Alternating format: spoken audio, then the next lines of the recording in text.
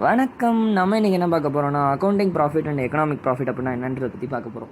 So அது எதுக்கு use ஆகுது அண்டு அதை வச்சு நம்ம என்ன டிட்டர்மைன் பண்ணலாம் அப்படின்றதெல்லாம் நம்ம இன்றைக்கி பார்க்க போகிறோம். ஸோ அக்கௌண்டிங் ப்ராஃபிட் அப்படின்னா என்னன்றது பார்க்க முன்னாடி நம்ம ஒரு எக்ஸாம்பிளோட பார்த்தா இது இன்னும் உங்களுக்கு ஈஸியாக இருக்கும். ஸோ ஃபார் எக்ஸாம்பிள் இப்போ நம்ம ஒரு ஃபுட் ஷாப் வச்சுருக்கோம் அப்படின்ற மாதிரி ஒரு பில்டிங்கில் வந்து நம்ம ஃபுட்டு சேல் பண்ணிகிட்ருக்கோம். ஸோ அதுக்கு வந்து எவ்வளோ ரெவென்யூ வருதுன்றதை முதல்ல பார்க்கலாம். ஸோ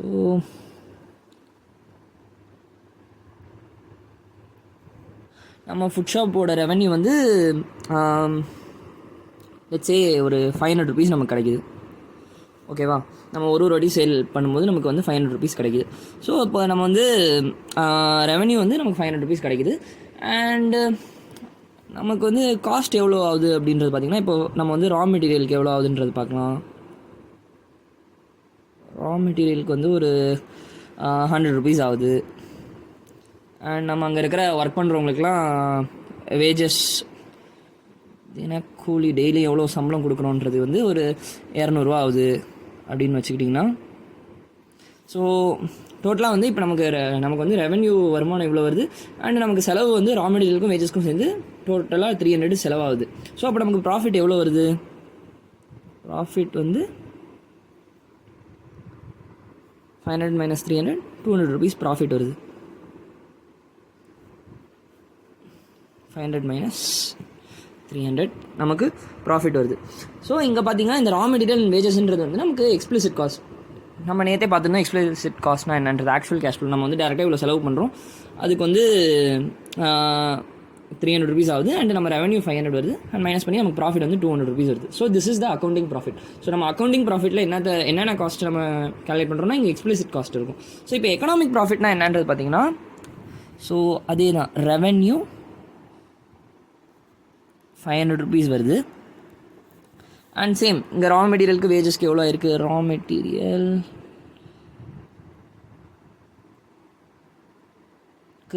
100 ருபீஸ் ஆயிருக்கு.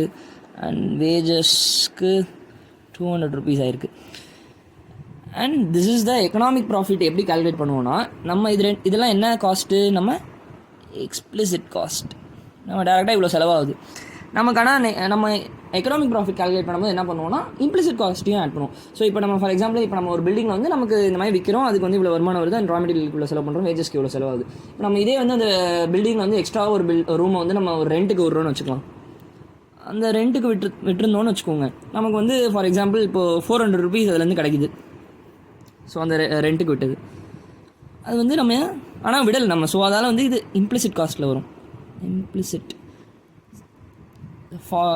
Potential income that is foregone. நம்ம இம்ப்ளிசிட் காஸ்ட்னா என்னென்னு பார்த்துருந்தோம். ஸோ இது வந்து நமக்கு ஒரு ஆப்பர்ச்சுனிட்டி காஸ்ட் மாதிரி தான். நம்ம இதை பண்ணாதனால நமக்கு நம்ம பண்ணியிருந்தால் நமக்கு 400 ருபீஸ் வந்திருக்கும் ரெண்ட் விட்டுருந்தா. ஸோ இப்போ நம்ம இதை கேல்குலேட் பண்ணி பார்த்தோம்னா 500 - 300 - 400. ஸோ ப்ராஃபிட் இங்கே எவ்வளோ வரும்? 600 700. ஸோ ப்ராஃபிட் இங்கே பார்த்தீங்கன்னா நமக்கு -200 இருக்குது.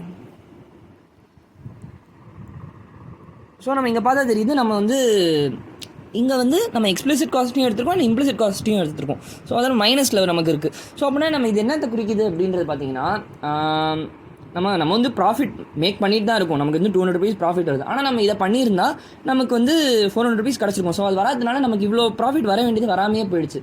ஸோ நம்ம இந்த எக்கனாமிக் ப்ராஃபிட் எதுக்கு யூஸ் ஆகுன்றது பார்த்திங்கன்னா, நம்ம வந்து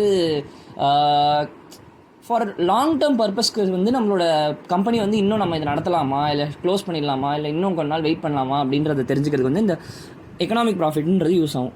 லாங் டேர்ம் பெனிஃபிட்ஸை வந்து நம்ம அனலைஸ் பண்ணுறதுக்கு இது யூஸ் ஆகும். அக்கௌண்டிங் ப்ராஃபிட்ன்றது வந்து நம்ம ஷார்ட் டேர்ம் நம்ம அக்கௌண்ட்டை வந்து நம்ம அக்கௌண்டிங் ப்ராசஸ்க்கு அந்த மாதிரி நம்ம வந்து அக்கௌண்ட்டில் எவ்வளோ நமக்கு வருமானம் வருது அதெல்லாம் காமிக்கிறதுக்கு வந்து நம்ம அக்கௌண்டிங் ப்ராஃபிட் காமிக்கும். எக்கனாமிக் ப்ராஃபிட்ன்றது வந்து நம்ம ஃப்யூச்சரில் எவ்வளோ எந்த மாதிரி ஸ்ட்ராட்டஜி யூஸ் பண்ணால் நம்ம இன்னும் வருங்காலத்தில் வந்து இந்த கம்பெனி இந்த மாதிரி ஸ்ட்ராட்டஜிஸ் யூஸ் பண்ணலாமா, இல்லை இருக்கிறதே நல்லா தான் போயிட்டுருக்கா அப்படின்னு பார்த்தீங்கன்னா, இப்போ இது வந்து நம்ம என்ன குறிக்குது? இங்கே -200 இருக்குது. ஸோ வந்து நம்ம இது வந்து நம்ம இப்படியே கம்பெனி போய்ட்டு இருந்ததுன்னா நமக்கு வந்து நல்லதில்லை அப்படின்றது இங்கே குறிக்குது. ஸோ இப்போ இதே வந்து 0ல் இருந்ததுன்னு வச்சுக்கோங்க, நம்ம ஒரு நியூட்ரல் ஸ்டேட்லேயே இருப்போம். நம்ம இன்னும் பண்ணலாமா, பண்ண வேணாமா, மூடலாமா அப்படின்ற ஒன்று. இதே இப்போ இது ப்ராஃபிட்டில் இருந்ததுன்னா இந்த கம்பெனி நல்லா ப்ராஃபிட்டாக போயிட்டுருக்கு, ஸோ நம்ம வந்து இதே ஸ்ட்ராட்டஜி யூஸ் பண்ணலாம் அப்படின்றதுக்கு லாங் டேர்முக்கு இதே எக்கனாமிக் ப்ராஃபிட்ன்றது யூஸ் பண்ணுவோம். ஸோ இப்போ ஜஸ்ட் பிகாஸ் எக்கனாமிக் ப்ராஃபிட் நெகட்டிவில் இருக்குன்றதுனால கம்பெனி ஒன்றுமே ப்ராஃபிட் வரல அப்படின்ற மாதிரி கிடையாது. பண்ணியிருந்தா ஆனால் நமக்கு இன்னும் நிறையா வந்திருக்கலாம் அப்படின்ற மாதிரி நமக்கு தெரிஞ்சுக்கிறதுக்கு வந்து எக்கனாமிக் ப்ராஃபிட்ன்றது யூஸ் ஆகும். ஸோ இங்கே பார்த்தீங்கன்னா ஆனால் இதுலேருந்து இப்போ நம்ம என்ன தெரியும், எப்பயுமே வந்து எக்கனாமிக் ப்ராஃபிட் வந்து அக்கௌண்டிங் ப்ராஃபிட்டை விட கொஞ்சம் கம்மியாக தான் இருக்கும். ஏன்னா வந்து நம்ம இங்கே நம்ம இம்ப்ளிசிட் காஸ்ட்டையும் ஆட் பண்ணிகிட்ருக்கோம். ஸோ பண்ணி நம்ம இங்கே சப்ராக்ட் பண்ணுறதுனால வந்து நமக்கு வந்து இங்கே மைனஸில் இருக்குது. ஸோ என்றைக்குமே வந்து அக்கௌண்டிங் ப்ராஃபிட் வந்து மோஸ்ட்லி எக்கனாமிக் ப்ராஃபிட்டோட அதிகமாக தான் இருக்கும் அப்படின்ற மாதிரி. எக்கனாமிக் ப்ராஃபிட் எப்பயுமே கொஞ்சம் கம்மியாக இருக்கும் அக்கௌண்டிங் ப்ராஃபிட்டோட. ஸோ இப்போ நம்ம வந்து ஃபார்முலாவில் அக்கௌண்டிங் ப்ராஃபிட்டை பார்க்கணுன்னா ரெவென்யூ மைனஸ்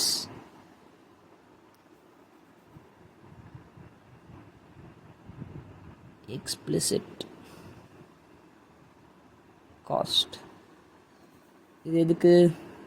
அக்கௌண்டிங் ப்ராஃபிட்க்கு ஏபி. அண்ட் எக்கனாமிக் ப்ராஃபிட் வந்து revenue minus explicit and implicit ரெண்டையும் ஆட் பண்ணி அண்ட் தென் சப்ராக்ட் பண்ணும். So this is the concept.